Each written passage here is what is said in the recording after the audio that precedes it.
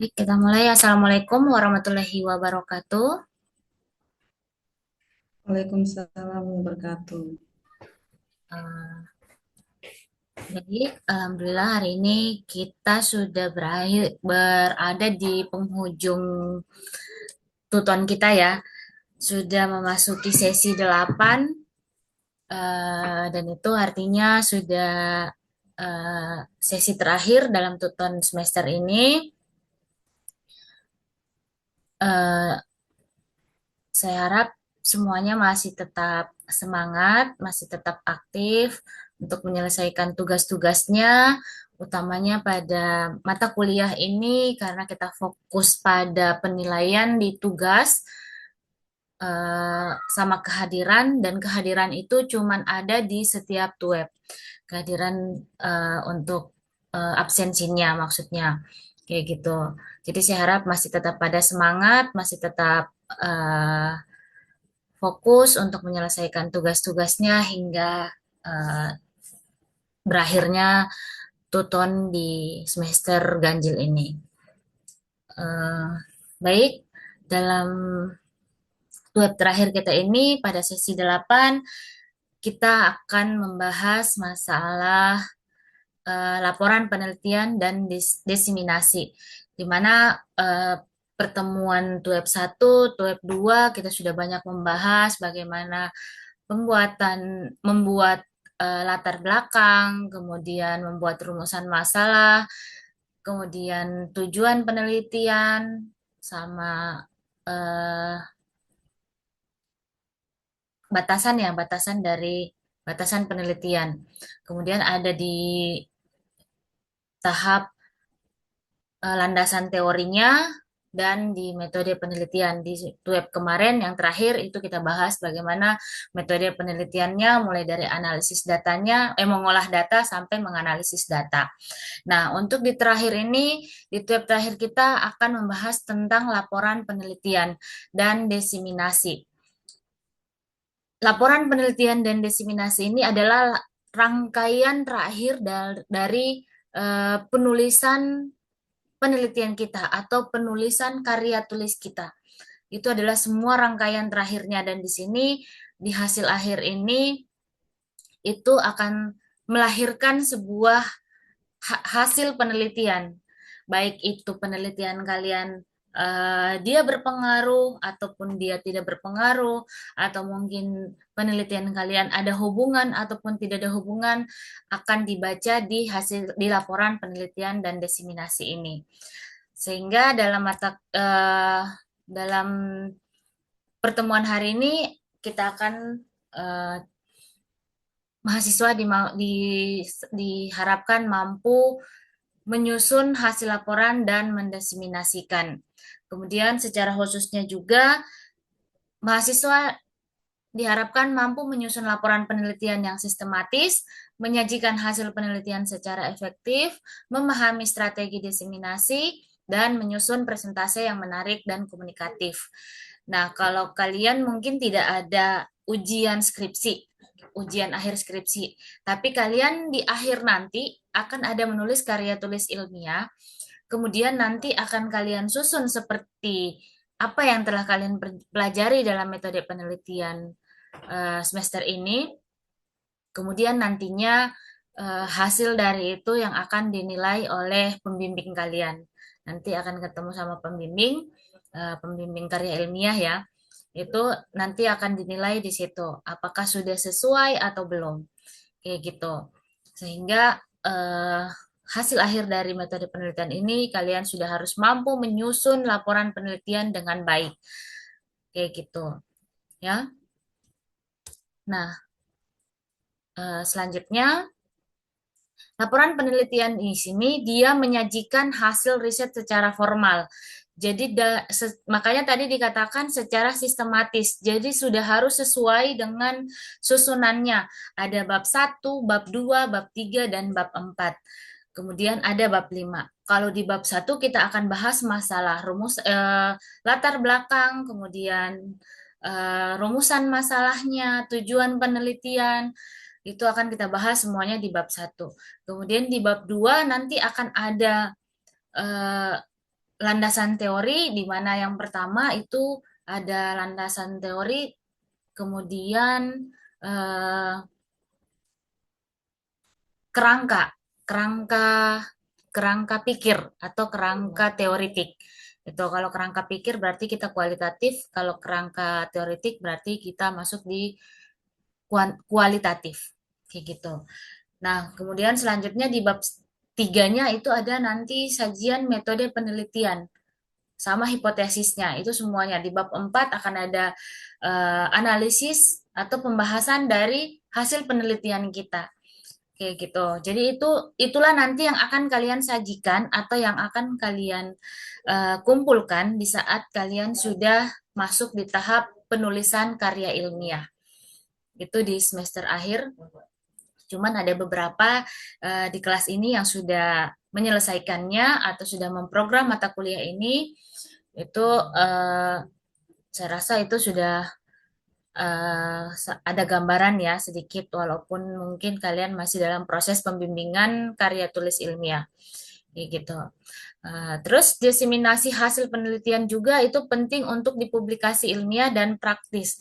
Jadi hasil dari penelitian kita selain kita bisa memaparkan di depan atau mempertanggungjawabkan di depan kalau itu ada pengujinya atau ada karena kalian tidak ujian berarti kalian sama pembimbing kalian. Kalian akan apa namanya? Mempertanggungjawabkan hasil penelitian kalian, kemudian kalian akan menuliskan, setelah itu selain itu juga kalian harus mempublikasikan apa yang sudah kalian teliti, hasil dari penelitian kalian yang sudah kalian teliti nanti itu akan kalian publikasikan. Kenapa harus dipublikasikan? Supaya ditahu, oh kita habis meneliti, ini loh hasil penelitian saya. Dan bisa jadi hasil penelitian dengan variabel yang sama dengan penelitian yang sebelumnya atau penelitian orang lain, itu bisa jadi berbeda. Bisa jadi dia berbeda. Karena mungkin objek penelitiannya atau responden yang kita teliti itu tidak sama. Sehingga bisa jadi berbeda. Kemudian eh, bisa jadi mungkin ada variabel yang kita tambahkan atau variabel moderatingnya seperti yang minggu kemarin kita sempat bahas. Ada pada variabel moderating, moderasinya itu dia berpengaruh atau tidak ketika dia cuman berpengaruh langsung atau dia melalui moderasi kayak gitu. Jadi itu bisa jadi di situ ada eh, perbedaan hasil penelitian sehingga itu penting untuk kita publish.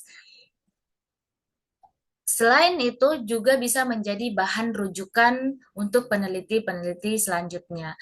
Jadi bisa jadi eh, hasil penelitian kita atau hasil karya tulis kita itu dijadikan bahan referensi untuk peneliti-peneliti selanjutnya. Mungkin adik-adik kalian atau adik-adik tingkat kalian mau mencari atau mau meneliti tentang variabel yang sama dengan yang kalian teliti. Itu bisa mengambil hasil penelitian dari kalian. Ketika kalian tidak publish, dari mana mereka mau tahu bahwa oh iya ini ternyata kakak angkatan saya ada yang sudah meneliti tentang variabel ini. Variabel contohnya mungkin variabel strategi pemasaran sudah ada yang meneliti sebelumnya sehingga saya bisa mengikuti oh ternyata kayak gini strategi pemasaran yang ada di perusahaan A. Nah, sekarang saya pengen menelitinya saya berbeda. Saya pengen menelitinya di perusahaan B. Kayak gitu sehingga itu bisa dijadikan rujukan atau bahan referensi dari peneliti selanjutnya kayak gitu. Terus setelah itu kalau di dalam bentuk jurnal, kita sudah membuat jurnal, itu bisa dalam bentuk, apa kita sudah menuliskan karya tulis ilmiah, atau kita mau mempublish karya tulis kita, itu bisa melalui media, ada jurnal, bisa juga seminar, eh,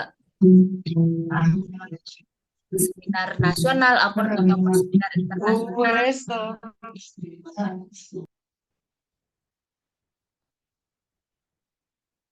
Gimana ya? Oke ya, oke saya lanjut ya. Jadi kalau sudah kalian tuliskan, sudah ada siap kalian punya karya tulis ilmiah, itu sudah bisa kita publish dalam bentuk jurnal ataupun seminar. Kemudian dalam media sosial itu kita eh, bisa lewat penelitian. Kalau media sosial lebih mempromosikan ya bahwa saya telah melakukan penelitian ini kayak gitu, sehingga bisa dibaca dengan eh, atau orang yang ingin peneliti selanjutnya yang ingin meneliti tentang variabel yang kita teliti itu bisa melihat secara langsung. Tapi kalau mau penulisannya memang bagusnya dia melalui jurnal, seminar, terus ada workshop. Kemudian bisa juga kita berkolaborasi dengan peneliti lain. Jadi bukan, contohnya kayak gini, ketika kita mau berkolaborasi, kita pengen tahu bagaimana kinerja dari perusahaan tersebut melalui strategi pemasarannya. Nah, kalau kita berbicara strategi pemasaran, artinya itu adalah orang yang punya konsentrasi atau fokus penelitiannya di bagian pemasaran. Ketika kita berbicara kinerja, maka peneliti itu adalah fokusnya ke bagian SDM, bagaimana sumber daya manusianya, sehingga kita bisa melakukan kolaborasi atau mungkin strategi strategi pemasaran dalam mungkin bidang lain kayak gitu, pertanian ataupun eh, mungkin IT, itu bisa kita berkolaborasi di situ. Itu makanya dikatakan berkolaborasi. Jadi ada eh, hal-hal yang kita tidak pahami, contohnya kita orang administrasi bisnis, kita cuma fokus bagaimana bisnis itu, bagaimana bisa berkembang bisnis itu, tapi kita butuh orang IT dan kita tidak paham IT, sehingga kita butuhkan kolaborasi antara administrasi bisnis dan orang IT atau peneliti yang dari bidang IT.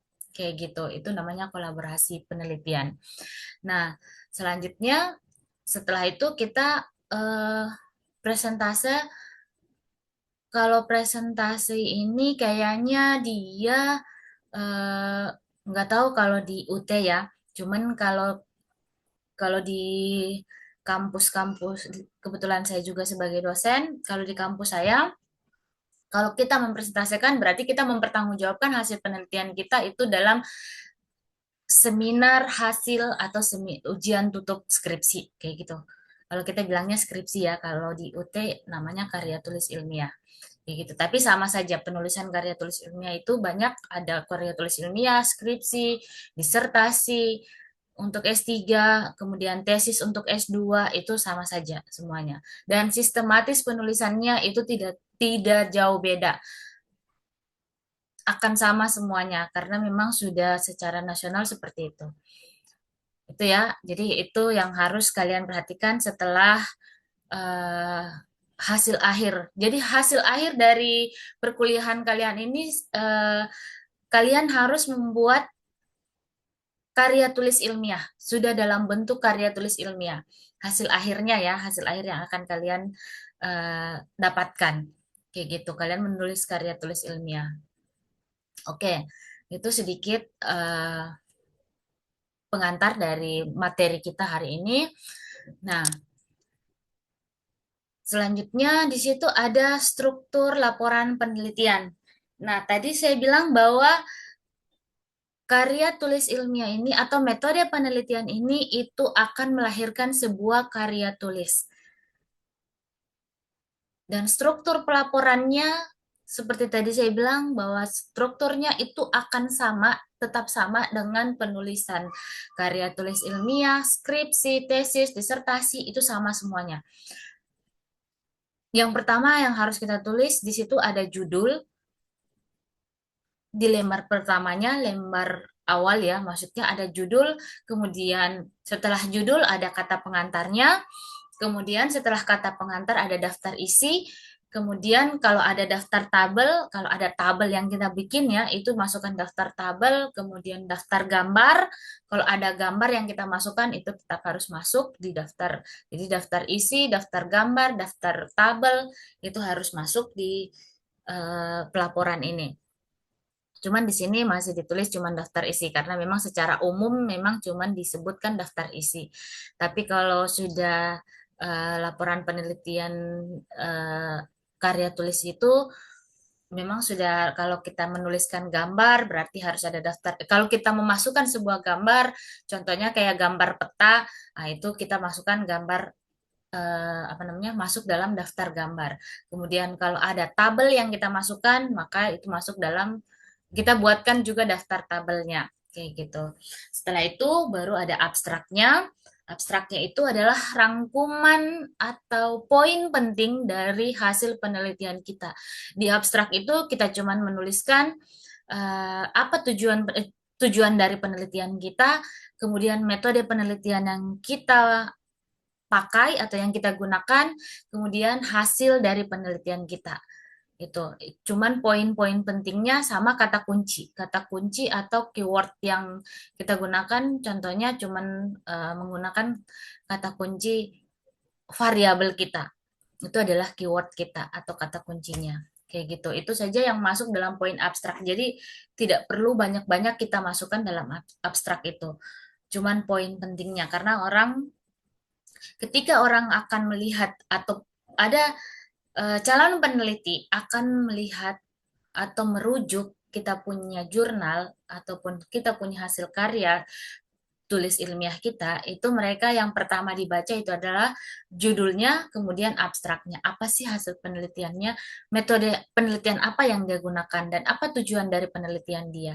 Itu sudah bisa menggambarkan, dari abstrak itu sudah bisa menggambarkan isi dari eh, apa namanya isi dari penelitian kita kayak gitu. Nah, setelah itu barulah kita masuk pada pendahuluan. Itu pendahuluan sudah tadi tuh yang saya bilang ada rumusan masalahnya, ada ada latar belakangnya, rumusan masalahnya, tujuannya, dan batasannya sama manfaat. Kalau di penulisan ini dia pakai manfaat penelitian. Kayaknya nggak ada batasan penelitian. Kayak gitu, ya. Itu yang harus masuk dalam pendahuluan. Dan itu sudah di pendahuluan itu kita sudah masuk bab satu.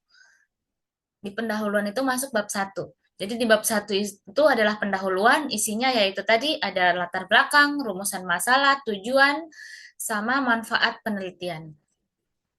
Kemudian kita lanjut di bab 2-nya.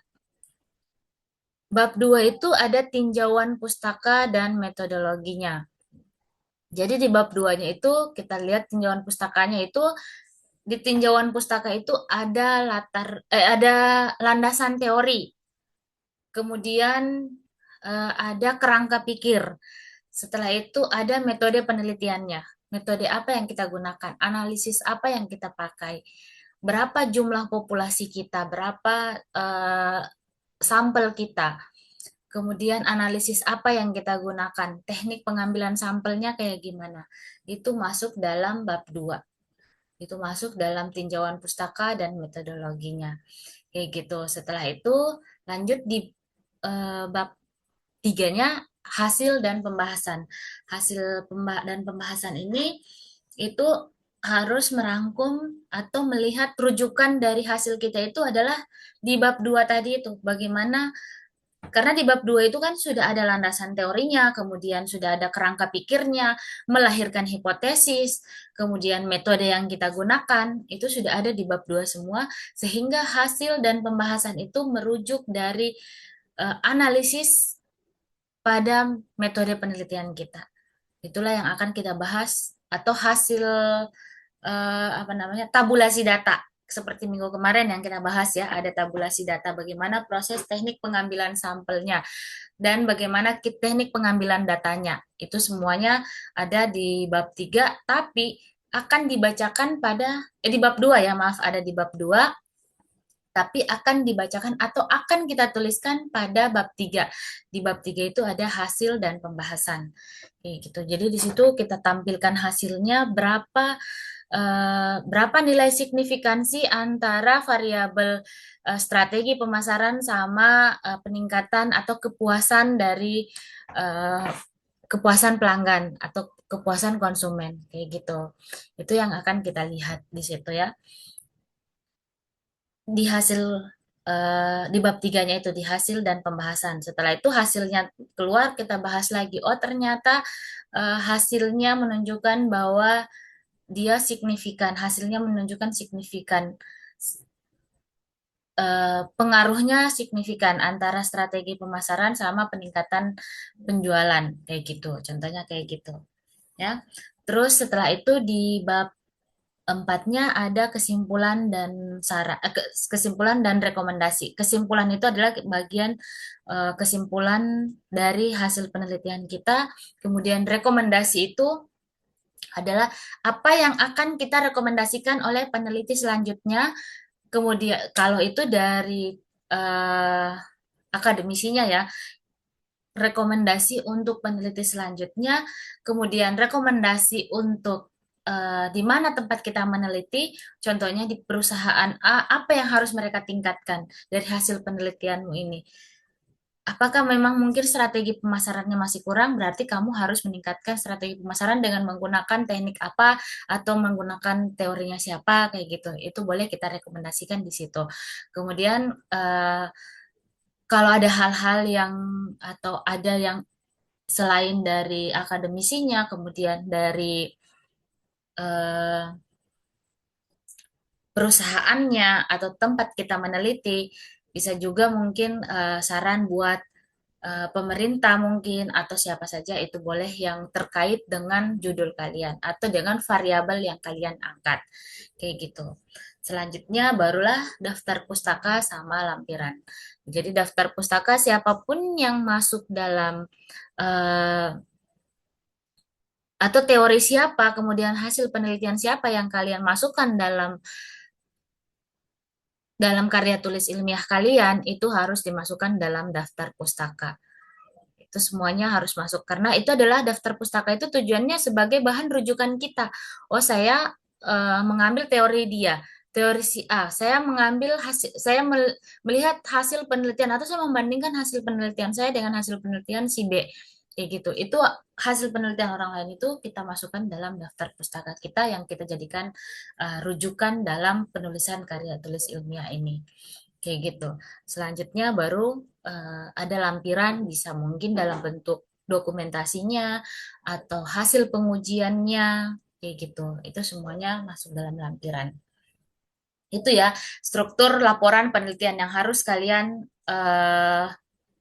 buat. Atau eh, kalau kemarin-kemarin kan mulai dari sesi satu itu poinnya cuma satu-satu. Kalian ditugaskan bikin judul dulu, kemudian kerangkanya, itu rumusan masalahnya sama tujuan penelitiannya. Itu dari diskusi satu sampai di diskusi 7. Nah, di tugas akhir ini tadi ada sempat saya melihat beberapa orang tugasnya itu tugasnya itu, ntar dulu ya, saya coba lihat. Jadi tugasnya itu disuruh membuat, ntar dulu ya,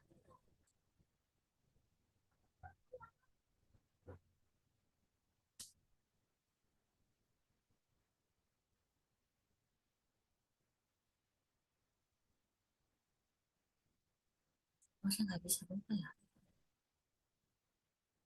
Oh maaf, tugas ke sesi ini, sesi 7 apa? Soalnya saya nggak bisa buka ternyata kalau lagi ini bisa terbuka. Ntar dulu, saya nggak bisa. Oh ya bisa. Nggak bisa.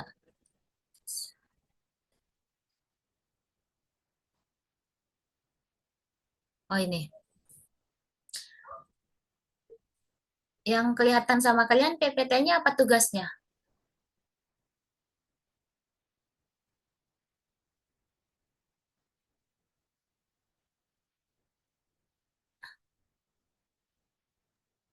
Maaf, yang kelihatan di Zoom-nya yang PPT atau PPT-nya oh itu, masih Bu. PPT-nya ya? Oke. Jadi di tugasnya itu, tugas 3 ini adalah Anda diminta untuk menyajikan hasil PPT-nya, Bu. analisis. Oke. Bukan Jadi tugas 3 tugas. hasil analisis data penelitian yang telah dikumpulkan sebelumnya serta memberikan pembahasan yang kritis dan mendalam. Jadi ada penyajian data, data yang sudah kalian analisis sebelumnya. Ini maksudnya ya, jadi kita bahas di tugas ini aja. Kemudian sajikan data hasil penelitian secara sistematis, tabel, grafik, diagram, atau narasi. Jadi kalau itu dalam bentuk tabel data kalian, maka yang kalian tampilkan adalah tabelnya. Kalau dalam bentuk grafik, berarti yang kalian tampilkan adalah grafiknya. Nanti ada di slide berikutnya, ini ada sistematis penyajian datanya ya. Silakan kalian lihat. Atau dalam bentuk narasi. Dalam bentuk narasi artinya cuman kita menggambarkan atau kalau kualitatif dia pasti dalam bentuk narasi, kebanyakan dalam bentuk narasi, tapi bisa juga kuantitatif dalam bentuk narasi. Karena kita membahas tentang nilai atau berapa hasil dari penelitian kita. Nah, itu penyajian data, kemudian ada analisis data, melakukan, oh ya benar, ini sudah masuk di analisis data.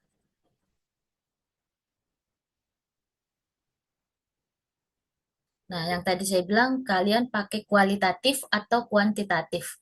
Jadi kuantitatif itu berarti kita menggunakan dia uji hipotesis atau regresi ya. Jadi dia berbicara tentang angka dan dia akan dalam bentuk angka, kemudian tekniknya pasti menggunakan statistik. Analisisnya dia pakai statistik. Kayak gitu. Sementara kalau kualitatif dia menggunakan analisis tematik. Jadi dia lebih banyak bercerita atau naratif ya atau narasi ya, dia lebih ke situ. Kalau kualitatif. Jadi tidak perlu pakai angka, tidak pakai kuesioner. Dia dalam bentuk pertanyaan. Kayak gitu. Setelah itu baru kalian bikin pembahasannya. Nah, di pembahasan itu ada menjelaskan hasil analisis data dengan mengaitkan pada rumusan masalah. Nah, pembahasan itu seperti tadi yang saya bilang bahwa di analisis itu dan pembahasan itu sudah masuk dalam membahas hasil apa yang sudah kita temukan, menjawab hipotesis kita, menjawab rumusan masalah kita. Karena hipotesis itu lahir dari rumusan masalah dan pembahasan itu akan membahas rumusan masalah dan hipotesis, menjawab hasil hipotesis itu. Kayak gitu. Itulah nanti yang akan kita bahas. Kalau di hipotesisnya itu kita menggunakan di rumusan masalah pertama kita bahwa strategi pemasaran berpengaruh terhadap eh, peningkatan penjualan. Itu kalau kita rumusan masalah satunya adalah itu, maka hipotesis kita, maaf ya, maksudnya hipotesisnya adalah ada hubungan atau ada pengaruh strategi strategi pemasaran berpengaruh terhadap eh, peningkatan penjualan kayak gitu. Maka yang kita bahas nanti di bab tiganya itu adalah bagaimana nilai analisis kita atau bagaimana hasil dari analisis kita, analisis data kita yang sudah kita sajikan ya, maksudnya data yang sudah kita dapatkan itu dia berpengaruh atau tidak. Ketika dia berpengaruh, maka itu yang akan kita narasikan atau itu yang akan kita bahas. Ketika dia tidak berpengaruh, maka itu juga akan kita bahas. Dari mana selain dari nilai itu, pembahasan itu selain dari nilai hasil tabulasi data kita, hasil akhir dari pengolahan data kita, itu juga dari penelitian sebelumnya atau teori-teori yang kita gunakan. Itu ada kita kaitkan di situ. Jadi dari contohnya kayak dalam apa hasil data kita atau hasil tabulasi data kita itu di situ dia eh, ternyata nilainya signifikan atau kalau dia nilainya signifikan berarti ada pengaruh kayak gitu. Nah, dari mana kita mengatakan pengaruh ya? Pertama itu ya dari nilai tabulasi data kita, kemudian akan didukung oleh teori siapa, kemudian selanjutnya ada juga dari masukan dari peneliti terdahulunya kayak gitu. Itu yang nanti akan kita bahas. Kemudian keterbatasan analisisnya, sebutkan secara singkat kendala atau keterbatasan yang mungkin memengaruhi hasil analisis. Nah, di keterbatasan ini, dari keterbatasan ini apa yang kalian hadapi? Dari keterbatasan inilah nanti lahir yang tadi itu rekomendasi kayak gitu. Jadi dari keterbatasan ini contohnya mungkin oh ada variabel yang harus saya masukkan tapi saya tidak masukkan sehingga di Oh, rekomendasimu itulah yang kamu sarankan bahwa untuk peneliti selanjutnya sebaiknya memasukkan variabel variabel apa yang kamu mau atau variabel apa yang masih kurang di saat kamu meneliti kayak gitu.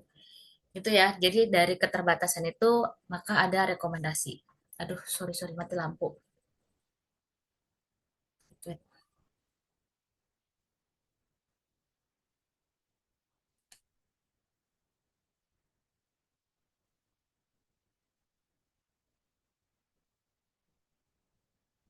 Itu ada aja.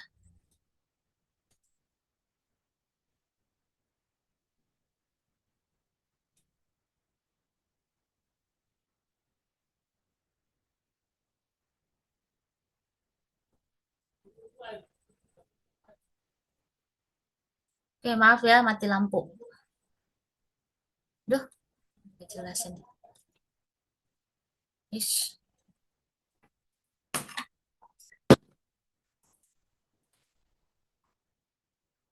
Oke, gelap-gelapan ya, nggak masalah. Oke, itu ya. Jadi nanti yang dari batasan itulah jadi lahir rekomendasi untuk peneliti selanjutnya. Kayak gitu. Nah, penyajian apa aja nih?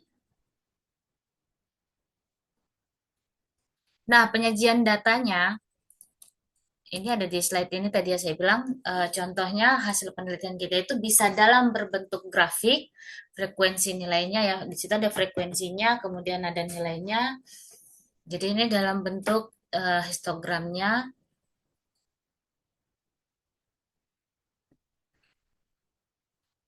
Di situ ada kelihatannya grafiknya. Nggak apa-apa gelap ya. Kan saya kayaknya masih ada cahaya dari ini, cahaya alam. Oke, di situ ada contoh grafiknya. Silakan kalian lihat di PPT-nya. Ih, apaan sih ini?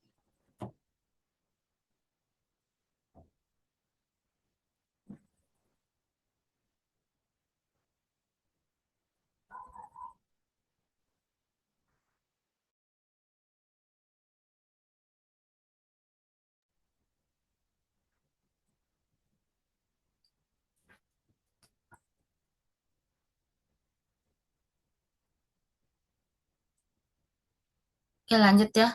Di situ ada contohnya ya. Jadi penyajian datanya dalam bentuk grafik.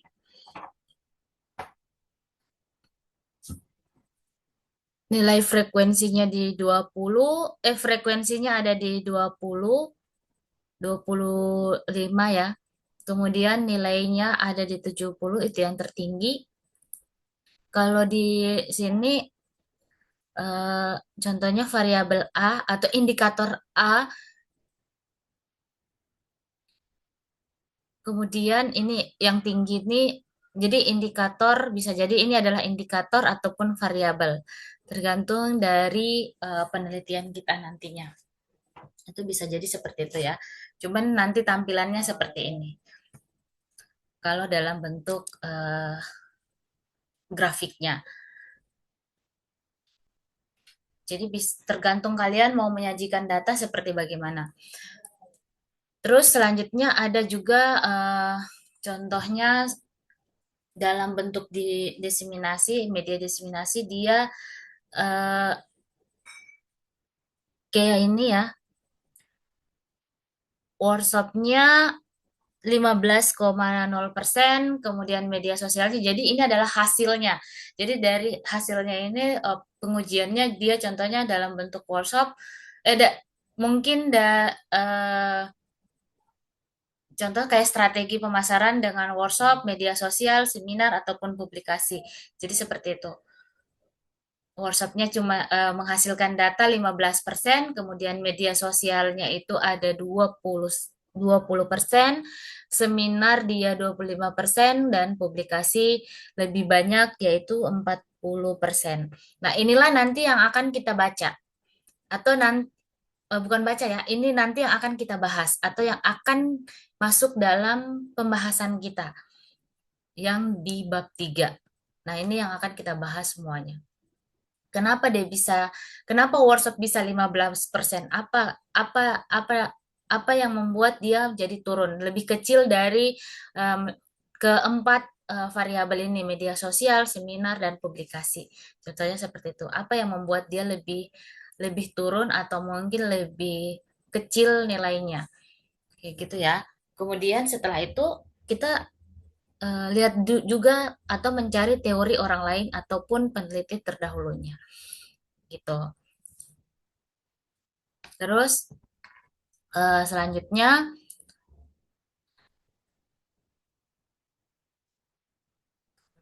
nah terus selanjutnya ada,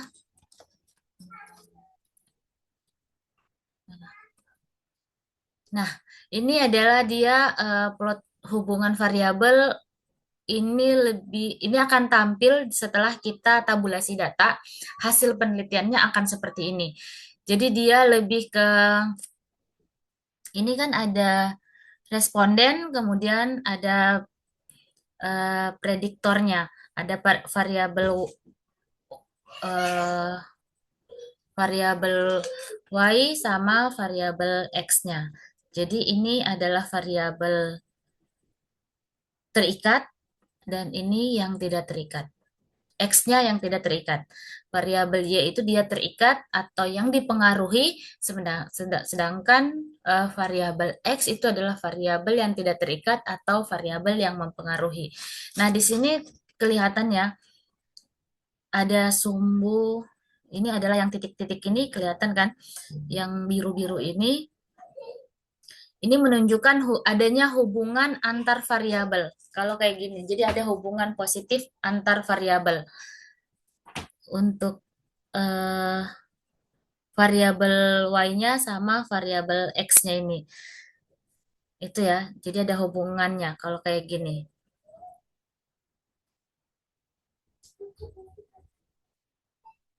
Ini signifikan kalau saya udah kayak gini bacanya. Jadi semakin tinggi X, semakin tinggi juga Y-nya. Kayak gitu. Jadi ketika ada mungkin contohnya kayak semakin tinggi strategi pemasarannya, maka semakin tinggi juga penjualannya. Ini yang di titik-titik ini. Dan ini nanti akan keluar pada saat kita sudah melakukan tabulasi datanya ya. Kayak gitu. Nah, terus selanjutnya di diagram strategi diseminasi. Yang pertama itu kita publikasi ilmiah. Setelah kita publikasi, kita lakukan seminar atau konferensi, kemudian media sosial, selanjutnya ada workshop dan kolaborasi. Jadi kalau boleh sih sebenarnya, boleh kita memilih. Contohnya kayak kita mau karya tulis ilmiah, cukup kita publikasi saja, itu sudah cukup. Atau karya tulis kita mau seminarkan, bahwa itu seminar nasional maupun internasional, itu juga lebih bagus. Setelah kita seminarkan, hasil dari seminar itulah yang akan kita eh, publikasikan, itu boleh kayak gitu. Kemudian lewat media sosial, utamanya kalau penelitian-penelitian yang ini banyak yang menggunakan media sosial ya, kayak eh, yang lebih ke praktik, berpraktik kayak gitu. Penelitian yang langsung berpraktik itu lebih bagus memang menggunakan media sosial. Kemudian ada workshop dan kolaborasi. Itu tadi sudah saya jelaskan di awal ya.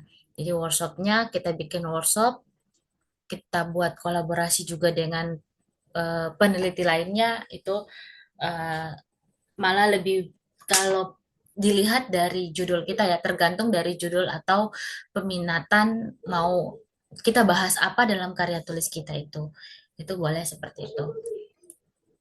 Tapi tidak juga kita harus, saya harus bikin kolaborasi biar lebih bagus. Tidak seperti itu ya.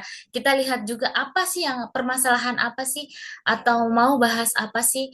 Contohnya kita mau kolaborasi beberapa penelitian. Saya butuh mau lihat perkembangan dalam wilayah suatu desa, perkembangan dalam bidang ekonominya. Artinya kita butuh orang perencanaan. Kemudian kita butuh juga orang ekonomi dan kita juga butuh orang pertanian kayak gitu. Jadi kita bisa lihat oh perkembangan pertumbuhan wilayah desa itu dilihat dari kalau mau diukur ekonominya kita lihat bagaimana eh, pendapatan per desanya, bagaimana eh, hasil pertaniannya kayak gitu. Itu terjadi kolaborasi. Contohnya seperti itu. Tapi kalau memang kita cuman melakukan penelitian dalam satu objek saja dengan variabel yang tidak menuntut kita atau tidak membutuhkan ada bidang lain, itu tidak perlu juga kita pakai kolaborasi dengan bidang lain, kayak gitu. Ya. Terus selanjutnya, nah di sini ada prinsip presentasi efektif. Yang pertama adalah kita harus mengenali audiens kita dan kebutuhan mereka. Tadi ya saya bilang kalau kita cuman mau teliti tentang strategi pemasaran perusahaan A, maka tidak perlu kita pakai kolaborasi dengan orang lain. Cukup kita sebagai eh, orang bisnis atau administrasi bisnis kita sudah bisa pahami bahwa oh iya saya tahu teorinya saya bisa karena ini adalah materi saya dan ini adalah bidang saya maka saya perlu tahu siapa atau apa yang harus saya gunakan metode apa yang saya gunakan kayak gitu. Nah ketika kita mau mempresentasikan itu karena kita merasa saya paham di bidang ini sehingga kita bisa tahu oh apa sih yang mereka butuhkan audiens ini? Mau strategi pemasaran seperti bagaimana yang akan saya sampaikan, kemudian melihat kalau kita berbicara masalah kebutuhan mereka, mungkin mereka masih kurang pemahaman tentang strategi pemasaran. Maka itulah yang akan saya sampaikan atau itulah yang nanti akan saya tuliskan dalam karya tulis saya. Kayak gitu. Kemudian selanjutnya adalah bangun kredibilitas peneliti. Kalau kita sudah meneliti ya, kalau kita sudah meneliti apapun hasil penelitian yang sudah kita temukan, maka itu yang harus kita pertanggungjawabkan. Jangan kita, oh hasil penelitianmu kok tidak sama dengan hasil penelitian saya. Harusnya kan dia signifikan. Terus tiba-tiba kita langsung ikut-ikutan. Oh iya, ini hasilnya ternyata dia signifikan. Nah, jangan sampai kayak begitu. Tapi bagaimana kita membangun bahwa tidak seperti itu. Hasil penelitian saya sudah seperti ini, dan dari mana saya katakan penelitian saya bisa dikatakan bahwa dia tidak signifikan, yaitu dari hasil tabulasi data saya, hasil akhir pengolahan data saya. Hasilnya seperti ini, dan siapa-siapa yang saya teliti, ini adalah orangnya, sehingga menghasilkan ini dengan menggunakan teori siapa kayak gitu. Itu bagaimana kita mempertahankan hasil penelitian kita. Jadi jangan karena ada orang lain yang meneliti sebelumnya dia berpengaruh, kemudian kita tidak berpengaruh. Nah, kita juga mau ikut-ikutan kayak gitu. Jadi tidak bisa sama dengan objek ataupun variabel yang sama dengan objek yang berbeda itu bisa hasil penelitiannya juga berbeda atau begitupun sebaliknya dengan variabel yang berbeda di objek yang sama itu bisa hasilnya juga berbeda kayak gitu. Terus selanjutnya tangkap perhatian sejak awal presentase. Nah, yakinkan audiens kamu bahwa ini loh atau kalau kita ujian hasil ya kalau kita ujian hasil skripsi kalau dalam bentuk skripsi tapi karena kalian ada karya ilmiah maka itu kalian mempertahankan pada eh, bisa jadi saat kalian workshop ya biasanya seperti itu di saat workshop enggak ini hasil penelitian saya kayak gitu menunjukkan bahwa ini hasil penelitian saya. Nah ketika kalian presentasi kalian harus mampu meyakinkan bahwa ini adalah hasil penelitian yang benar, ini adalah hasil penelitian yang sistematis yang sesuai dengan eh, proses peneliti-peneliti penulisan karya tulis ilmiah kayak gitu. Jadi kita harus meyakinkan bahwa tidak seperti tadi yang saya bilang, tidak tidak bilang oh saya sudah meneliti, kemudian tiba-tiba ada peneliti yang lainnya bahwa menyatakan seperti ini, kemudian saya berubah pikiran kayak gitu. Jangan sampai seperti itu. Tapi bagaimana caranya kita yakinkan bahwa dari sejak kita memaparkan judul kita sampai pada akhirnya tujuan penelitian kita, metode penelitian yang kita gunakan, analisis data apa yang kita gunakan, sampai pada hasil penelitian kita itu bagaimana orang yakin dan percaya bahwa ini benar-benar adalah penelitian dia yang kemudian hasilnya bisa kita gunakan atau rekomendasi yang mereka buat itu bisa kita gunakan dalam perusahaan tersebut atau perusahaan kita. Katanya kayak gitu. Terus selanjutnya gunakan pesan yang jelas dan ringkas. Jadi eh, seperti tadi saya bilang di abstrak itu cuman menunjukkan bahwa tujuan penelitian saya adalah ini. Kemudian metode yang saya gunakan, populasi yang saya pakai atau sampelnya siapa, analisis data apa yang saya pakai, kemudian hasil penelitiannya apa saja. Setelah itu saya menyebutkan apa saja kunci atau kata kunci dari penelitian ini. Cukup itu saja yang kita jelaskan. Jadi tidak perlu eh, ketika kita menguasai itu, maka kita sudah bisa menguasai hasil penelitian kita sebanyak-banyaknya. Jadi gini, ketika kalian disuruh mempresentasikan hasil penelitian kalian, atau di saat ada workshop ataupun seminar, biasanya kalau kayak gini itu seminar ataupun workshop ya, maka cukup kalian menguasai di abstrak kalian. Ketika kalian sudah menguasai abstrak kalian, maka hasil atau sebanyak-banyaknya berapa halaman pun yang kalian tuliskan dalam karya tulis kalian, itu bisa kalian tahu. Karena poin pentingnya itu ada di abstrak itu. Kayak gitu. Kalau saya selalu mengajarkan bahwa eh, kamu kuasai abstrakmu dulu. Kamu kuasai abstrakmu, kamu baca baik-baik abstrakmu, apa yang sudah kamu tuliskan, maka isi di dalamnya itu bisa kamu pahami.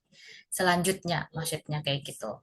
Jadi itu poin yang harus memang abstrak itu adalah poin yang memang penting dalam eh, di saat kita melakukan seminar ataupun workshop hasil karya tulis kita. Kayak gitu. Terus selanjutnya kombinasikan komunikasi verbal dan nonverbal. Kalau ini lebih ke uh, individu ya, balik ke individu. Ada juga orang yang cuman berbicara tapi tidak. Makanya kenapa dibilang kalau verbal itu berarti kita berbicara langsung ya, kita mengeluarkan apa yang sudah ada dalam isi otak kita. Tapi kalau kita nonverbal itu bagaimana kita menguasai audiens sehingga audiens itu bisa tertarik dengan apa yang kita bahas, kayak gitu. Apa sih yang dibahas itu? Dari cara kita berkomunikasi sudah orang tahu, oh iya, ini dia membahas tentang apa, kayak gitu. Jadi kita harus menguasai, makanya penting kita kenali audiens kita atau kita tahu siapa audiens kita, siapa yang ada di dalam ruangan ini. Kayak gitu ya. Terus selanjutnya gunakan visualisasi yang menarik. Nah, kalau ini lebih ke contohnya kita menampilkan PPT kita, bikin PPT yang semenarik mungkin sehingga orang tidak bosan melihat eh, apa yang kita tampilkan. Gitu ya. Nah, mungkin bisa dalam bentuk gambar ataupun dalam bentuk nggak apa-apa dalam bentuk tabel, tapi tabelnya yang menarik kayak gitu. Kemudian PPT-nya yang lebih menarik, yang sesuai dengan tema kita. Jangan juga eh, apa namanya tema kita masalah eh, masalah pemasaran, kemudian tiba-tiba PPT kita pakai PPT yang agak-agak horor, itu udah nggak sesuai kayak gitu ya. Nah, yang terakhir adalah dari keseluruhan materi kita hari ini, yaitu atau dari keseluruhan semua, bukan cuma materi hari ini saja ya, tapi materi yang dari pertemuan pertama atau sesi pertama sampai pada sesi ke-8 ini, kesimpulannya yaitu bagaimana kalian membuat laporan penelitian yang sistematis dan lengkap. Kemudian eh, selanjutnya ada diseminasi penting untuk menyebarkan hasil riset. Nah, menyebarkan hasil riset itu yang tadi itu saya bilang ada seminar, ada publikasi, ada workshop. Itu adalah bagian dari diseminasi hasil penelitian kita atau bagaimana caranya orang bisa mengetahui bahwa kita sudah melakukan penelitian dan ini adalah hasil penelitian saya. Kayak gitu. Nah, itu yang bisa kita gunakan tadi itu ada jurnal, seminar, media sosial, itu ya.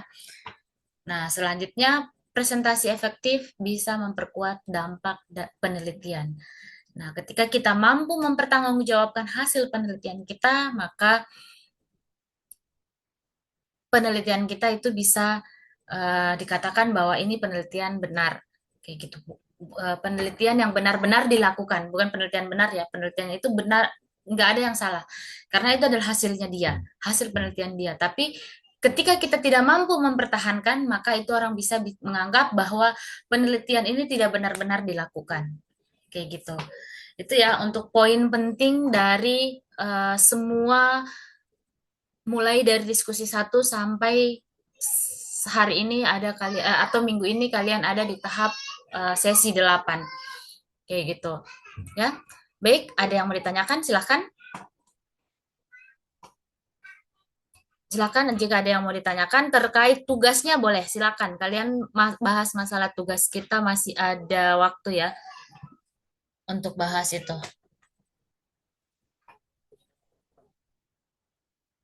Silakan yang mau bertanya.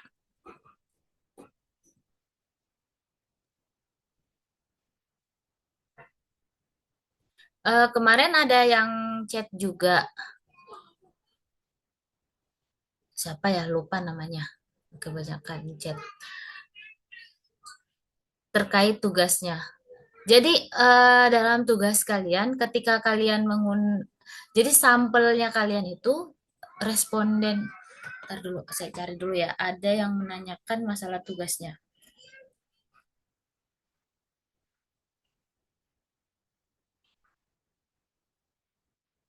Siapa kemarin ya yang chat terkait tugasnya? Lupa saya.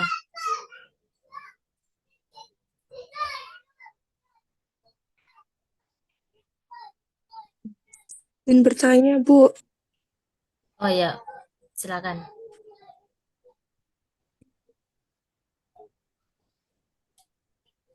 bentar. Untuk diskusi 8 itu kan eh, materinya kan cuman nggak ada abstraknya. Nah, itu apa perlu dikasih? Iya, gimana? Diskusi 8 Ah, kan apa tuh? Materinya kan cuman bab 1, bab 2, bab 3. Lah, tadi di PPT kan disuruh apa abstrak. Itu perlu tidak untuk laporan penelitian diskusi 8?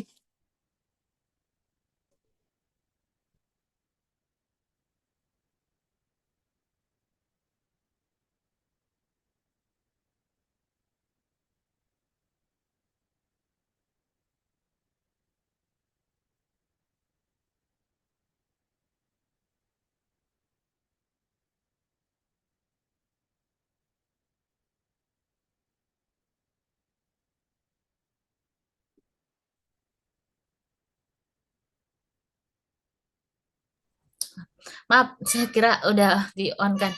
Jadi di diskusi 8 ini itu sudah dalam bentuk karya tulis. Walaupun di sini tidak dituliskan ada abstraknya, tetap kalian masukkan abstrak karena sudah sistematis kayak tadi itu yang saya jelaskan. Tetap harus ada abstrak sesuai yang di PPT tadi itu, di mana yang pertama itu ada mana sih? Karena dia outputnya ini sudah bentuk karya tulis ilmiah ya. Jadi kalau kita sudah berbicara outputnya karya tulis ilmiah, maka semua poin-poin itu sudah harus ada. Yang pertama ada judulnya, kemudian ada kata pengantar, daftar isi, abstrak, selanjutnya masuk di pendahuluan. Jadi ini Judul, kata pengantar, daftar isi, dan abstrak itu dia ada di, tidak masuk halaman, belum masuk halaman ya. Tapi halaman pertama itu masuk di pendahuluan, nanti di pendahuluan. Halaman pertama dalam eh, apa namanya, penulisan karya tulis ilmiah kalian. Jadi judul itu, kata pengantar, daftar isi, dan abstrak itu dia masuk di masih sambungan dari covernya, cover dari judul kalian atau penelitian karya tulis kalian. Tapi itu masuk penting. Sama judul, sama juga kayak ini kan dia tidak menuliskan di sini, dia cuma tuliskan pendahuluan kan, dia tidak tuliskan dia tidak suruh tuliskan judul, halaman judul, kemudian kata pengantar dan lain-lain. Tapi kalau sudah berbicara karya tulis, karena ini output dari ini adalah karya tulis, maka kalian sudah tetap harus masukkan semua yang ada di PPT ini. Mulai dari judul, judul, kata pengantar, daftar isi, abstrak, pendahuluan, tinjauan pustaka dan metodologi, kemudian hasil dan pembahasan, kesimpulan dan rekomendasi, daftar pustaka, dan lampiran. Itu sudah kalian munculkan. Jadi bagusnya untuk kalian yang belum memprogram mata kuliah metode mata kuliah karya tulis ilmiah, ketika kalian sudah memprogram mata kuliah ini, karya ilmiah ini, itu sudah, kalau kalian bikinnya di sini bagus, maksudnya sudah sesuai dengan apa yang sistematis penulisan pada universitas terbuka, khususnya di program studi administrasi bisnis, itu sudah bisa kalian gunakan nanti di saat program mata kuliah karya tulis ilmiah itu. Jadi kalian tidak capek-capek lagi menulis kalau sudah tuntas di metode penelitian ini. Itu ya. Terus ada lagi yang mau tanya, silakan. Dia lagi Izin cari. bertanya, Ya, boleh. kan semester depan harusnya ada karya tulis ilmiah, tapi di tempat saya adanya artikel ilmiah. Itu gimana ya, Bu? Oh, itu artikel. Berarti kalau artikel itu berarti sudah dalam bentuk publish ya. Mungkin cara penulisan karya tulis atau penulisan eh, karya tulis ilmiah untuk dipublish. Nah, bisa jadi kalian, saya nggak tahu ya kalau di ini, karena memang ada yang saya tahu di universitas terbuka ini, semester ini itu ada perubahan kurikulum. Ada perubahan kurikulum, bisa jadi setelah materi atau setelah memprogram mata kuliah metode penelitian bisnis, kalian disuruh artikel ilmiah, berarti dari hasil metode penelitian inilah yang akan kalian publish. Bisa jadi seperti itu. Tapi sebelum kalian publish kan pasti ada tutornya nanti, tutornya yang akan mengarahkan. Ya, Berarti itu bukan karya ilmiah ya, Bu? gimana? Berarti sama aja dengan karya ilmiah juga, artikel ilmiah, Bu? Iya, artikel ilmiah. Makanya saya bilang tadi, kalau karya tulis ilmiah, kalian masih disuruh membuat karya tulis. Tapi kalau kita sudah berbicara artikel ilmiah, itu artinya kita sudah siap atau sudah ada penelitian yang sudah siap kita publish. Kayak gitu. Kasih ya, Bu. Ya, ada juga kayaknya yang sudah program karya tulis ilmiah kalau nggak salah. Itu di semester berapa ya? Sebelum ini apa sambil berjalan ini? Siapa yang sudah program? Belum, Bu. Iya, ada yang kemarin sudah program. Harusnya di semester 7, Bu. Gimana? Di semester 7. Semester 7 ya. Ya, betul. Terus Dewi sekarang semester berapa? Aku sekarang semester 8, Bu. Semester 8 ya. Oh, harusnya harusnya memang, oh ini genap ya? Oh, sorry, kirain Iya, kan. betul. Harusnya memang metode dulu baru karya tulis ilmiah. Tapi karena kalau Berarti semester kemarin ya? Semester kemarin memang masih mengikuti kurikulum yang kemarin, tapi untuk di semester ini itu sudah menggunakan kurikulum baru. Setauku kayak gitu. Di semester kemarin juga metode penelitian bisnis itu dia tidak ada TUEP-nya. Yang ada cuman karya tulis ilmiah. Tapi di semester ini sudah ada TUEP-nya. Jadi mungkin bisa jadi artikel itu hasil dari metode penelitian bisnis ini. Bisa jadi kayak gitu. Makanya saya harap semuanya untuk menuliskan karya tulisnya atau karya karya tulis ilmiahnya ini itu sudah dengan bagus sehingga di saat kalian memprogram mata kuliah artikel karya ilmiah ini itu sudah ada dasar kalian atau sudah tidak terlalu memberatkan kayak gitu karena sudah kalian pegang bahwa ini ada penelitian saya kayak gitu ya. Oke, ada lagi yang mau ditanyakan? Izin bertanya, Bu. Oke. Untuk tugas 3 ini membuat makalah yang dimulai dari bab 1 lagi atau seperti apa, Bu? Karena ada rekan saya di sini juga sesama jurusan. Hmm. Tugas 2 kemarinnya diarahkan langsung ke bab 3. Kalau untuk tugas tiganya ya, tugas tiga kan kita. Kalau untuk di tugas tiganya itu Iya. cukup apa saja yang ada di penyajian, disuruh tuliskan penyajian data, analisis data, pembahasan, kemudian keterbatasan analisis. Itu cukup itu saja kalian tuliskan, tapi nanti di diskusi 8 barulah dalam bentuk proposal, dalam bentuk karya tulis ilmiah ini. Jadi sudah ada bab 1, 2, dan 3 sama bab 4, bab 5. Sudah masuk di situ semuanya. Karena di diskusi 8 ini dia sudah masuk laporan penelitian dan diseminasi. Jadi sudah semua, sudah merangkum tadi itu yang kita bahas. Kayak gitu ya. Baik, Bu. Terima kasih. Ya, Bu, ada lagi silahkan. berarti jawaban diskusi 8 itu hasil akhirnya itu ya? Iya benar, diskusi 8 itu sudah hasil akhirnya sudah dalam berbentuk eh, proposal. Dalam berbentuk karya tulis ilmiah. Sudah semuanya, sudah include semua yang ada dalam PPT kita ini. Di situ ada judulnya, kata pengantar, kemudian daftar isi, abstrak, pendahuluan, tinjauan pustaka dan metodologi, hasil dan pembahasan, kesimpulan dan rekomendasi, ada daftar pustaka sama lampirannya. Kayak gitu. Berupa dokumen Word berarti, Bu ya? Gimana? Ini kok apa? Dokumen Word, tidak PDF. Yang ditaruh Iya, diskusinya. boleh dalam dokumen PDF, boleh dalam dokumen Word. Silakan. Word. Bebas. Ya, Bu, terima kasih.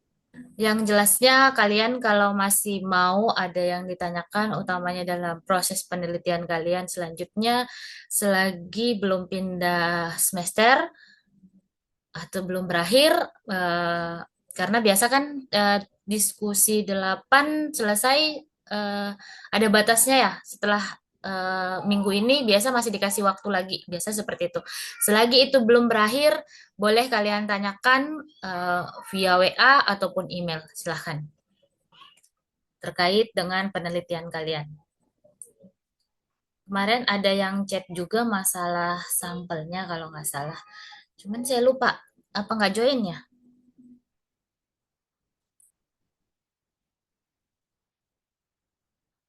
Saya lagi cari-cari chatnya, cuman nggak ketemu ini. Minggu kemarin. Baik, silakan bertanya yang mau tanyakan terkait ininya juga boleh. Terkait kalau ada yang mau menampilkan ininya boleh, silakan. Jadi kita perbaiki sama-sama.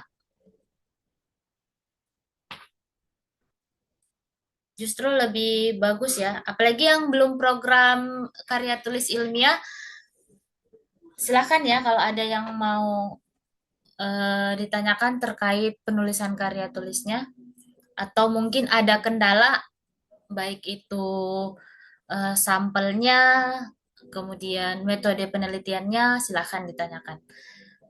mumpung ini adalah web terakhir kita untuk mata kuliah ini. Jadi silakan apapun yang masih jadi pertanyaan kalian, silakan kalian tanyakan. Kita jawab sama-sama sambil lihat apa namanya penelitiannya. Mana ya?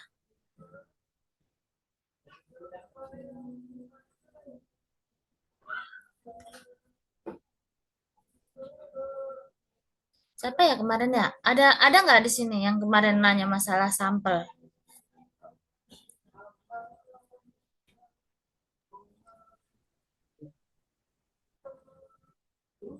Saya nggak tahu lagi di mana chatnya. Yang sampel awal banyak terus dirubah jadi sedikit itu ya, Bu. Iya Yang kayaknya. suruh misal kalau seluruh Indonesia kan terlalu luas, jadi disuruh ambil sekota atau kabupaten itu. Iya. Oh Putri ya, Putri Maulia ya. Iya, Bu. Kemarin yang chat via WA.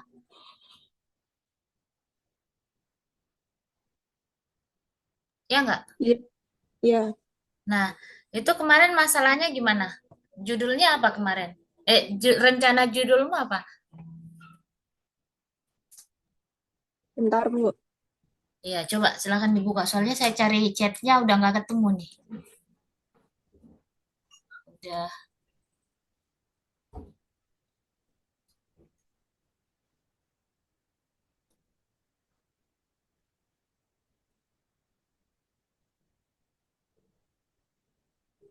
Judulnya peran digital marketing dalam meningkatkan penjualan pada UMKM.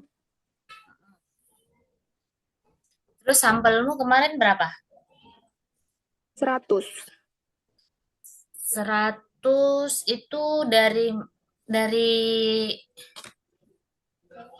tadinya berapa? Ya, tadinya 100 sampai 200 itu se-Indonesia.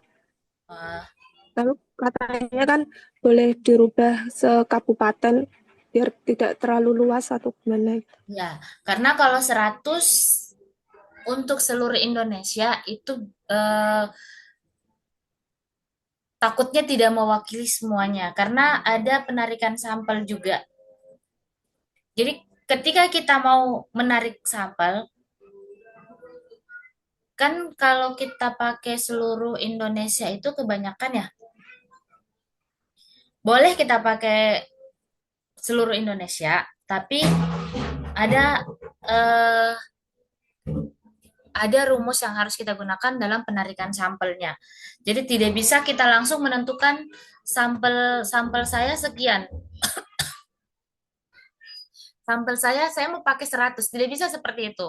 Kita harus menarik sampel berapa jumlah eh, populasinya, kemudian berapa jumlah populasinya, kemudian berapa sampel yang akan kita tarik. Kayak gitu. Jadi kalau kita pakai seluruh Indonesia dengan jumlah sampel 100 itu eh, kayaknya tidak mencukupi. Makanya kemarin saya arahkan untuk menggunakan teknik penarikan sampel dengan menggunakan teknik penarikan Slovin ya secara acak. Jadi siapapun yang kita temukan itu bisa menjadi sampel kita tapi dengan kriteria yang sama atau sesuai dengan eh, siapa yang akan kita teliti kayak gitu. Aduh, berisik banget lagi. Nah, itu kita harus pakai kalau sudah kita temukan seperti itu seluruh Indonesia berarti kita pakai Slovin atau juga kayak contohnya di kabupaten mana kamu meneliti? Kabupaten Nganjuk. Kabupaten Nganjuk. Itu ada berapa UMKM sekabupaten Nganjuknya?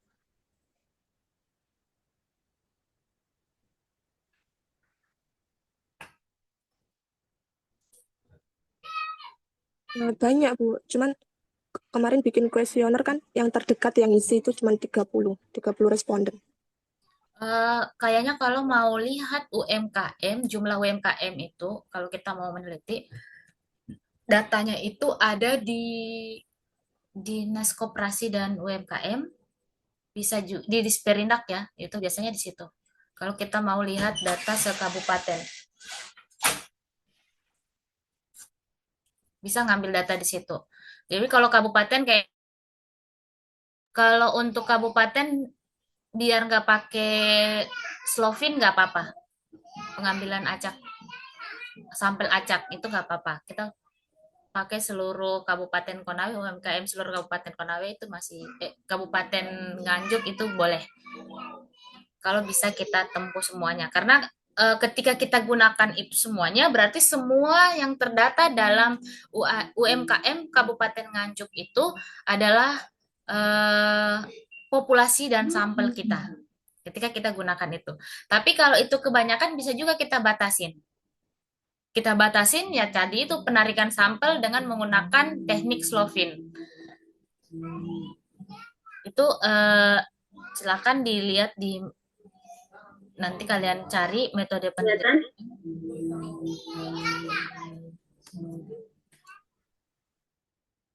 Kelihatan nggak? Kelihatan Ibu. Kelihatan. Ya? Nggak ada. Oh, nggak ada. Nggak ada. Lagi ngajarin cara meneliti. Itu ya, nanti Putri coba lihat kalau memang masih kebanyakan kamu tidak bisa Tampilannya ini ya.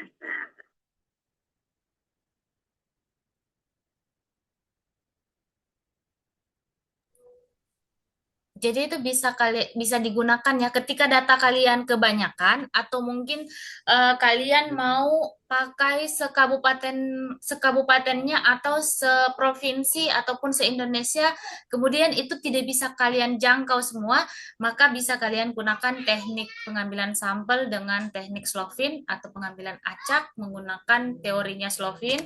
Itu bisa kalian lihat berapa jumlah sampel, karena di Slovin itu kita bisa tahu berapa jumlah sampel yang bisa mewakili seluruh. Jadi contohnya gini, mungkin ada 1.000 UMKM yang ada di kabupaten ini. Ketika kita tarik sampel dengan menggunakan rumus Slovin ini, maka cuman bisa cukup dengan 200 sampel atau mungkin 250 sampel. Tapi 250 sampel ini sudah bisa mewakili 1.000 UMKM. Kayak gitu. Itu dari teknik acak dengan rumus Slovin ini. Itu tujuannya. Kayak gitu. Tapi tidak bisa kita langsung tiba-tiba menentukan sendiri. Itu ya, nanti coba kalian kalian lihat di metode penelitian, nanti kalian coba lihat. Jadi gini, kita menulis karya tulis ilmiah itu, mau itu dalam berbentuk karya tulis ilmiah, skripsi atau apapun itu, tidak bisa kita cuman lihat tidak bisa kita cuman menerka-nerka atau cuman melihat satu rujukan jurnal itu sudah cukup, tidak. Tapi kita butuh beberapa jurnal, beberapa peneliti terdahulu, dan itu bisa kita cocokkan dengan contohnya kayak ini tadi, permasalahan sampel. Oh iya, saya banyak sampelnya, saya harus pakai teorinya siapa, maka rujukan kita selain dari jurnal penelitian terdahulu, kemudian bisa juga hasil karya tulis ilmiah orang lain, ataupun selanjutnya dalam bentuk buku atau jadi kalau misalkan kan masih 24 tuh ya kayak gitu ya apa kita klik. Nah ini layarnya gimana nih, tadi kan masih 34 sama ibu itu nanti sudah pakai Slovin belum kemarin ekspresinya dibilangin ekspres biografi untuk Dewi Nur Hikmawati minta tolong di mute aja ya kalau masih less than 1%. Ya, termasuk 1%. Langsung saya apply. Akhirnya jadi cuman yang tadi punya Jenab 34 akhirnya jadi cuman 30. Enggak. Maaf Ibu, suaranya campur itu. Iya, Dengar. saya nggak mute dulu. Oh ya sudah. Oke, gimana Putri? Bisa? Apa sudah gunakan teorinya Slovin untuk penarikan sampelnya? Belum Ibu, kan kemarin bikin kuesioner itu ya. Lalu saya minta ke teman-teman yang usaha itu untuk ngisi. Jadinya dapat 30 responden itu yang saya jadikan populasi sampel. Gimana itu? Yang Boleh? Iya, yang tadi itu saya bilang, itu teman-temannya di daerah mana? Ya sekitar Nganjuk, eh, Karena Kecamatan Patian Rowo, Baron itu. itu seluruh ya itu tersebar di semua kecamatan di Kabupaten Nganjuk itu ya. Iya dari ya mencakup Nganjuk.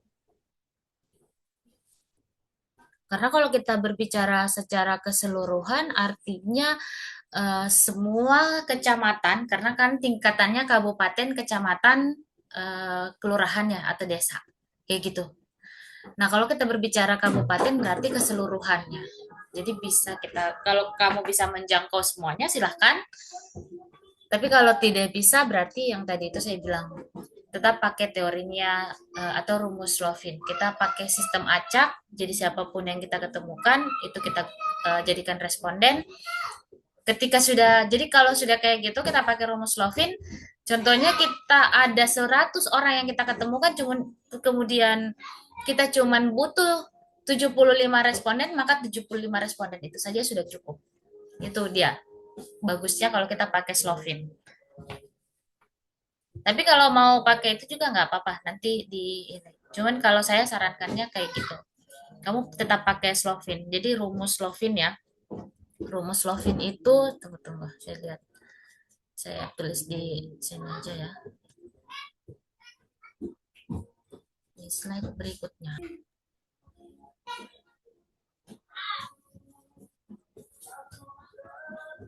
Kita tidak ketahui berapa semua total jumlah sampel kita. Kalau kayak gitu, makanya itu pentingnya kita pakai Slovin itu. Jadi kita bisa tahu berapapun itu, itulah yang akan kita jadikan sampel.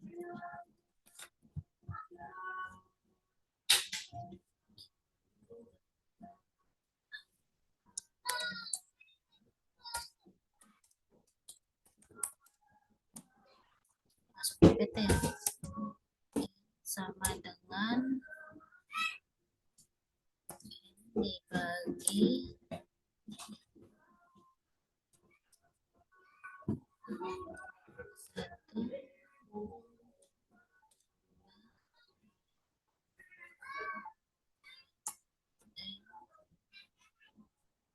kali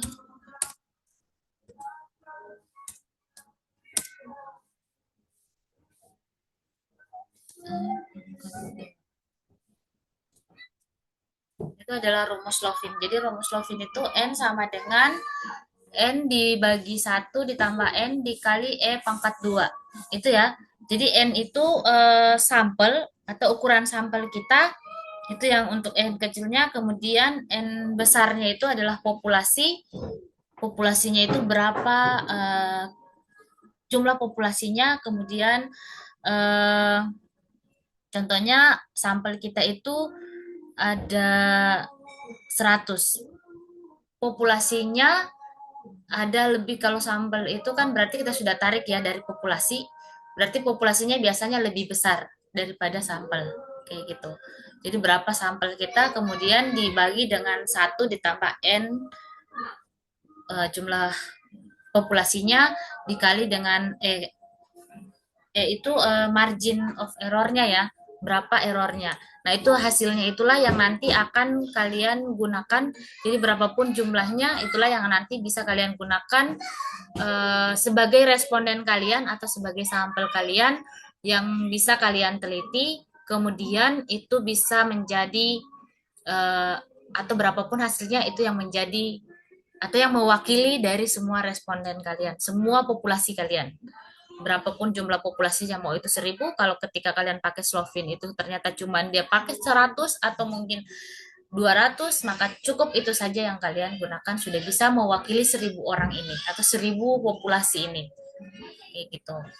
Ya nanti kalian makanya penting kalian buka-buka penelitian orang ya, atau contoh disertasi, maaf, contoh karya tulis ilmiah orang lain, boleh kalian gunakan itu sebagai referensi kalian, bukan mengikuti tapi sebagai referensi.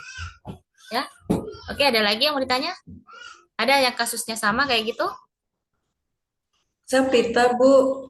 Ya, Saya menanya, kemarin kan semester 7 juga saya nggak ikuti karya ilmiah, karena nilainya nggak memuaskan.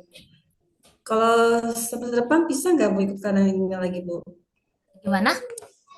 Kan semester 7 kan saya sebenarnya ikut karya ilmiah, tapi karena nilai tidak memuaskan, ya jadi semester depan. Boleh nggak Bu? Apa gimana? Oh, yang penting belum, itu masih bisa program, boleh. Pengalaman nilainya nggak Bu? Apa gimana? Lulusannya apa? Saya kan belum memuaskan, jadi harus mengulang lagi dari semester depannya gitu. Iya, jadi kita memprogram ulang, ya, namanya kita memprogram ulang, namanya memprogram ulang mata kuliah karya ilmiah, kayak gitu. Jadi berarti otomatis semester depan aku bisa ikut karya ilmiah lagi berarti ya? Boleh, Gitunya. boleh kita ikut lagi. Tapi resikonya ya kita semakin lama. Tapi nggak apa-apa, yang penting kita puas karena yang kita Berapa lama Ibu? Berapa lama? karena harus 1 semester lagi. Sekarang di semester berapa? Dulunya kan semester 6 kan saya cuti gitu kan. Terus saya semester 8 nanti depan semester 6 lagi gitu. Makanya Oh aku iya, itu nggak berarti ikut. boleh. Itu kan tetap terlambat juga kan. Jadi boleh ketik. Yang penting dia itu syaratnya, yang penting IPK kita memenuhi. Kalau untuk Oh ini, gitu. untuk Jadi memprogram nggak masalah Bu ya kalau misalnya ikut semester depan nggak masalah ya kan ya? nggak masalah. Dan biasanya, dan bukan biasanya ya, dan memang seharusnya yang nilai tertinggi itu yang diambil. Dan seperti Oh itu. gitu. Oke, oke. Nanti konfirmasi saja sama pengelola UT yang tempat kita. Udah sih tanya, katanya sih nilainya belum memuaskan gitu. Mungkin semester depan mungkin aku ikut ikrimnya lagi gitu Bu, katanya Oh iya, nilainya. itu boleh. Makanya bagusnya memang perbaiki di metode penelitian ini. Kalau ini sudah bagus, di saat penulisan karya tulis ilmiah itu sudah aman. Karena poin dalam penulisan karya tulis ilmiah itu ada di sini, di metode penelitian ini. Iya, iya. Masih banyak ya Bu. Ya. Oke, ada lagi yang mau ditanya? Bu, izin bertanya. Oke, silakan. Kalau kan tadi harus menggunakan rumus Slovin ya. Jadi hasil kan saya sudah melakukan kursioner itu ya dapat 30. Berarti itu nggak dibuat. Boleh, itu tetap Harus kamu gunakan. Nggak apa-apa, gunakan itu aja. Kan kalau di Slovin itu dia suruhnya setelah kamu hitung dia suruhnya 100, itu yang 30 yang telah kamu lakukan berarti tinggal menambah lagi kayak gitu.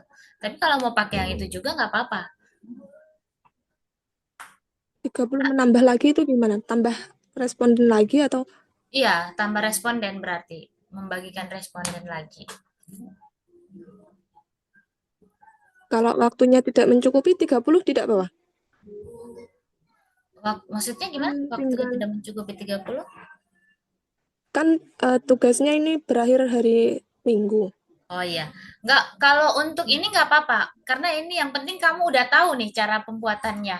Kalau untuk di metode penelitian sekarang, nggak apa-apa kamu pakai itu, tidak masalah, karena poin penting dari metode penelitian ini kalian memahami bagaimana penulisan karya tulis ilmiah.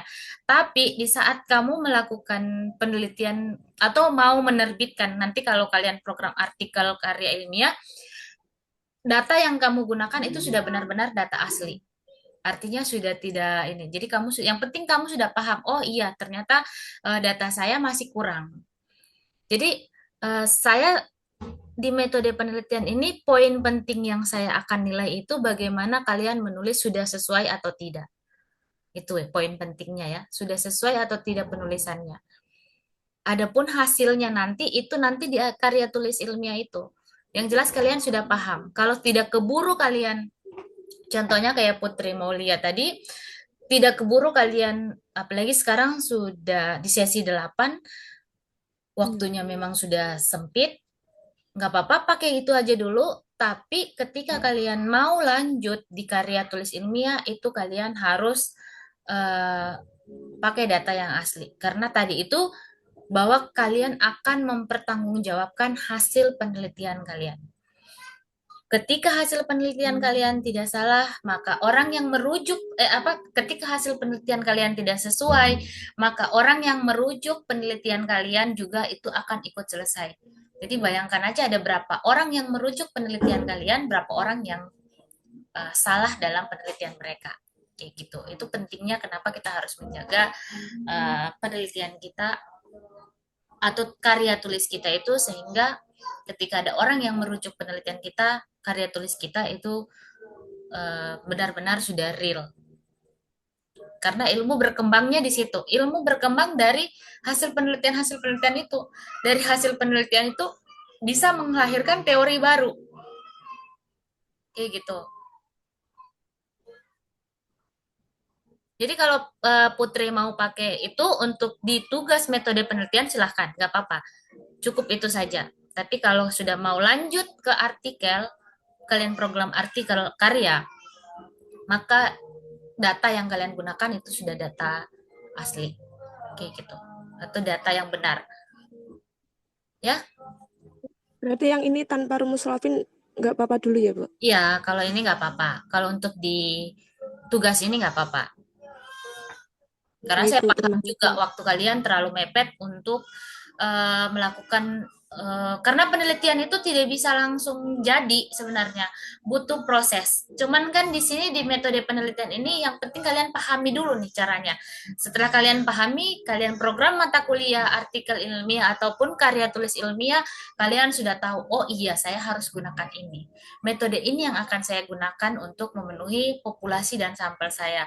Analisis data ini yang akan saya pakai. Kayak gitu. Poin penting dari penulisan ini. Intinya kalian memahami bagaimana menulis, bagaimana penulisan karya tulis ilmiah. Itu saja. Ya, ada lagi yang mau ditanya? Silakan. Terima kasih, Bu. Ya, Putri gimana? Udah aman ya? Insya Allah aman. Kalau yang 30 responden itu tadi. Ya, nggak apa-apa. Pakai itu aja dulu. Iya, Bu. Terus ada lagi yang mau ditanyakan? Kalau nggak ada, sambil kita absen ya. Saya harus absen online dulu. Nanti selebihnya baru yang nggak masuk kelas. Kelas berapa nih? 10 dulu ya. Kelas 10 dulu. 1-10.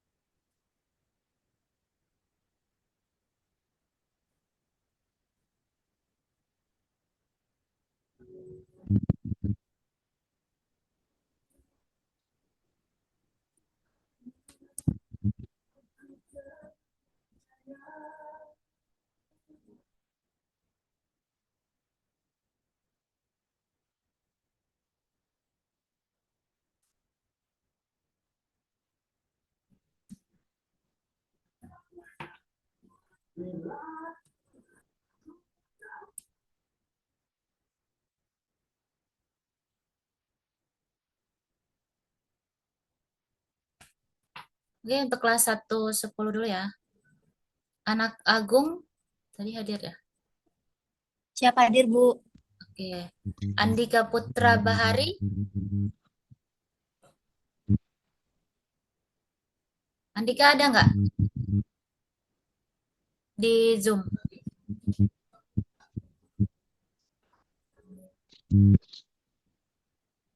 Eh, nanti kalau yang nggak ini saya cek ulang di Zoom ya, yang hadir. Saya iniin dulu. Devita Sari, Devita Sari ada nggak? Hadir, Ada. Bu. Oke. Robiah Al Adawiyah ada?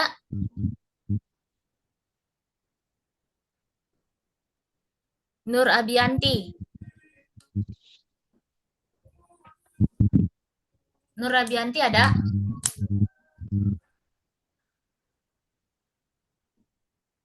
Iva Khalifa, Hadir, Bu. Teti Sihombing, Bu. Cika Rizky Ramadhani,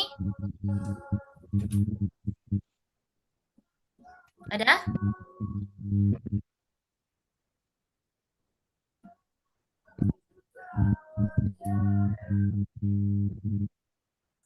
Nggak ada ya, Cika Rizky. Putri Mauliasari,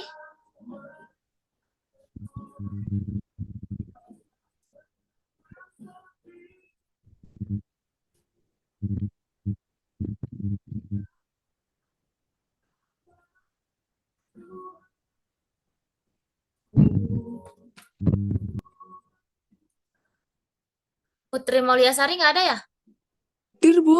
Hadir, Bu. Lia Hartati,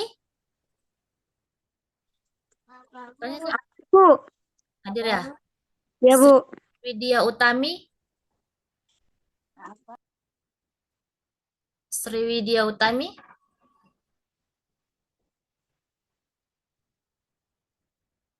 nggak ada ya? Afifatus Febriana, Hadir, Bu. Gilang Undrawan Putra, nggak ada. Fikri Novari, nggak ada juga ya. Aprisilia Gloria, Hadir, Ibu. Siti Aisyah, Hadir, Ibu. oke. Ginta Syah Putra Bangun, Ginta Syah Putra Bangun, nggak ada ya. Mega Komsanti, Mega nggak ada. Mercy Marnikta Lanfai, Mercy nggak ada juga. Sherlindah Lestari, oke nggak ada ya. Oke, ada yang belum disebut namanya untuk kelas 1-10? Oke, kalau nggak ada kita lanjut di kelas 85.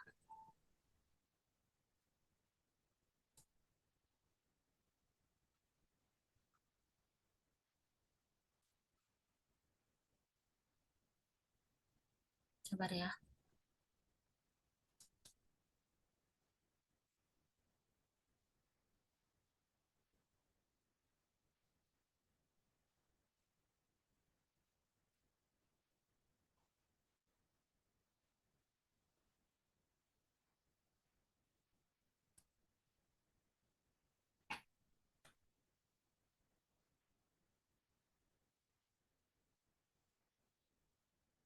Oke, kelas 85. Natalia Krisanti Suyanto. Ada nggak? Nggak ada ya. Romi Abdullah, Hadir, Bu. Dewi Nur Hikmawati, Hadir, Ibu. Prita, Hadir, Bu. Giatri Lestari, Hadir, Bu. Nada Fitria, Hadir, Bu. Onesimus Aturan Jaya. Nggak ada ya. Aisyah, Hadir, Bu. oke. Puspita Lutfiana, Puspita ada tadi ya? Nggak ada.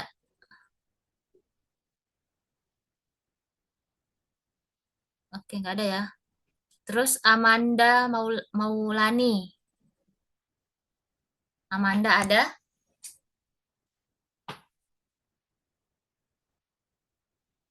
Nggak ada ya. Ramsi Khairi. Ramsi juga nggak ada. Verliska Yolanda. Hadir, Bu. Ahlan Iqbal Afana. Hadir, Bu. Oke. Sultan Al-Faiz. Sultan ada? Nggak ada ya. Mawar Pelangi Putri. Hadir, Bu. Adelia Ananda Putri. Hadir, Bu. Aditya Hadir. Kurniawan. Hadir, Bu. Aditya hadir, Bu. Oke. Marviana Dwi Cahyani. Hadir, Bu. Ninyoman Trik Gustini. Nggak ada ya? Nurhawani Siregar. Nggak ada juga. Oke, ada yang belum disebut namanya untuk kelas 85?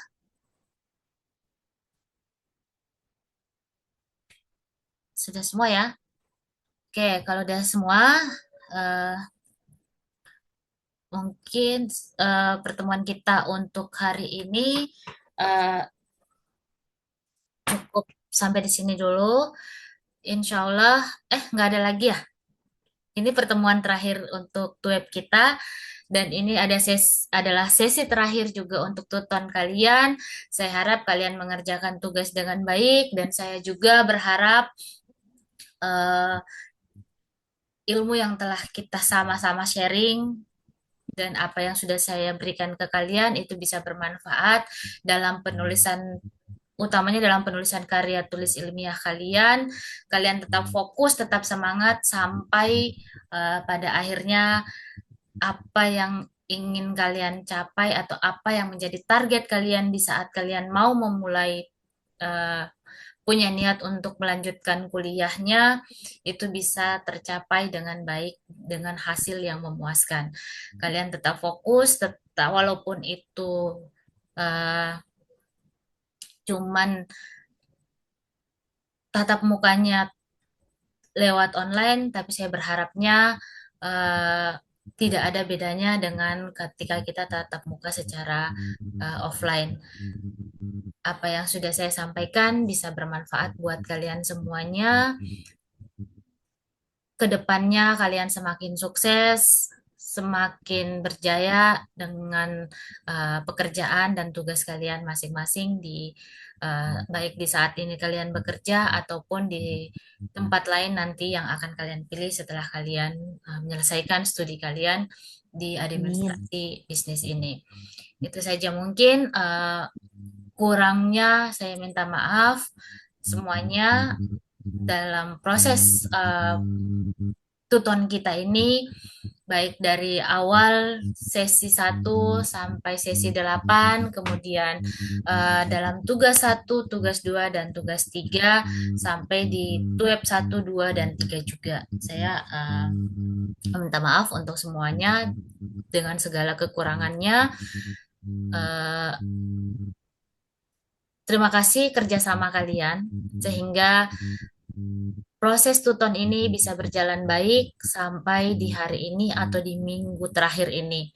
Kalau tidak dengan bantuan kalian semuanya, tidak dengan kerjasama kita semua, saya sebagai tuton dan kalian sebagai mahasiswa tuton, saya rasa web ini atau perkuliahan ini tidak bisa berjalan maksimal.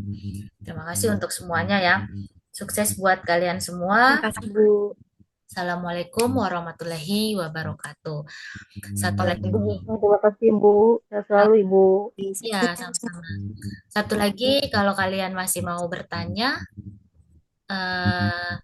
terkait tugas-tugas kalian sampai nanti di sesi terakhir, silahkan kalian tanyakan, boleh. Ya. Baik, Bu. Baik, Ibu. Terima kasih sekali Lewat lagi, grup Bu. juga Terima kasih, boleh. Bu. Baik, Bu. Ya. Selalu Ibu. Terima kasih, Bu. Ya, kalau mau bertanya Oke, tapi terima kasih.